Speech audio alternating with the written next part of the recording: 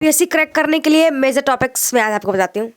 अगर आप कोई उनमें से हैं, बिगिनर्स हैं या फिर जैसे भी हैं बीपीएससी की तैयारी करना चाहते हैं तो आपका मोस्ट वेलकम है, आप कर सकते हैं। और जबकि मुश्किल से 5 या 5.5 महीने बचे हैं बीपीएससी का एग्ज़ाम में, तो मैं आपको बताती हूँ कि ईजी एंड क्विक तरीके से, क्विक तो नहीं बोल सकते बट थोड़ा सा स्मार्ट अप्रोच अप्लाई करके हम बीपीएससी कैसे क्रैक कर सकते हैं।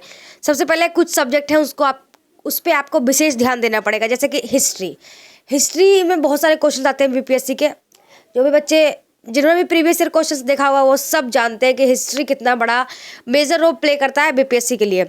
सेकंड में मैं रखती हूँ साइंस। हिस्ट्री साइंस दोनों से लगभग 30 क्वेश्चन आते हैं, मतलब 60 नंबर का तो आपका वेटेज यही है। और प्लस ऐड कर लीजिए 30 से 32 क्वेश्चन करंट अफेयर के ऑल्सो, मतलब 90 नंबर का जो आपका पेपर है वो इन 3 सब्जेक्ट से हो गया। और प्लस और ऐड कर लीजिए इसमें बिहार स्पेशल।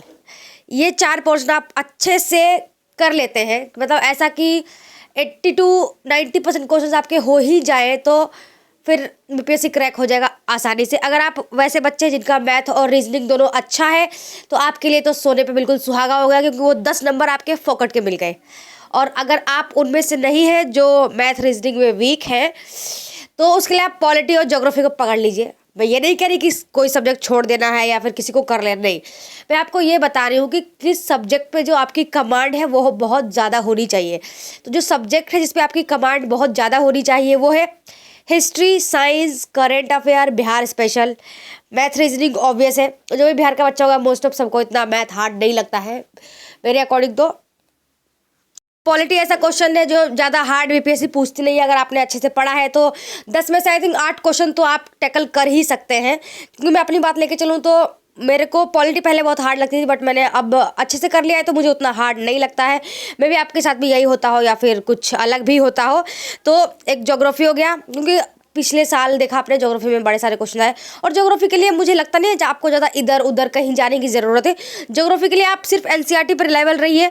और दूसरा, आपको थोड़ा सा ऐसा वर्ल्ड ज्योग्राफी का नॉलेज हो कि ये पर्वत कहाँ है, ये पहाड़ कहाँ है, ये झील कहाँ है। वहाँ बड़े सारे यूट्यूब पर आपको फ्री वीडियो मिल जाएंगे। अगर आप अभी से भी करना स्टार्ट करते हैं तो अभी एग्जाम में टाइम है, आप आसानी से उसको कर सकते हैं। क्योंकि मतलब 10-15 नंबर का तो आता है, 10-15 क्वेश्चन तो आते हैं इसके ज्योग्राफी के। तो ये कुछ सब्जेक्ट आप लेके चलेंगे, जैसे इकोनॉमिक्स है, बहुत हार्ड लगता है। तो इकोनॉमिक्स में आपको बाकायदा कि आप सारा इकोनॉमिक्स लेकर बैठे, उससे अच्छा है आप जो मेजर टॉपिक्स है उसको कर ले। और प्लस ऑब्वियस है सेंटर और बिहार का बजट, इकोनॉमिक सर्वे दोनों आप करके रखें। और नीति आयोग की बहुत सारी रिपोर्ट आते हैं, देखा पिछले बीपीएससी में, जैसे नेशनल हेल्थ सर्वे जो आता है उन सब का उन लोगों ने पूछ लिया था। तो ये सब भी आप करके रखेंगे तो मतलब इजीली मेरे को लगता है 90 to 80 मार्क्स लाया जा सकता है।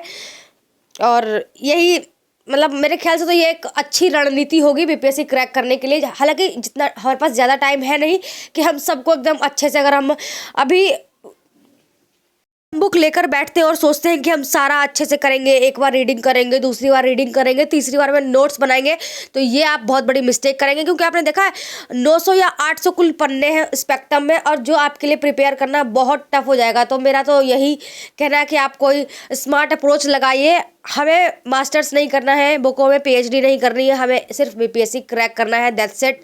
और मेंस के लिए एप्लीकेबल होना है, उसके ज़्यादा हमें कुछ नहीं करना है।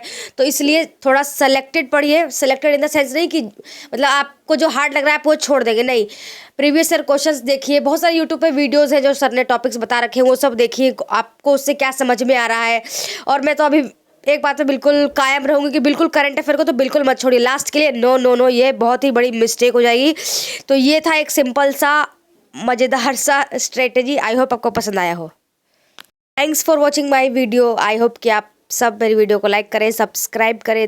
मैं नेक्स्ट वीडियो मिलूंगी आपको, तब तक के लिए आप अपनी पढ़ाई को बहुत जी जान से ध्यान दें और बाय बाय। और please don't forget to subscribe my channel. टाटा। वैसे आप लोग भूल ही जाते हैं लगभग।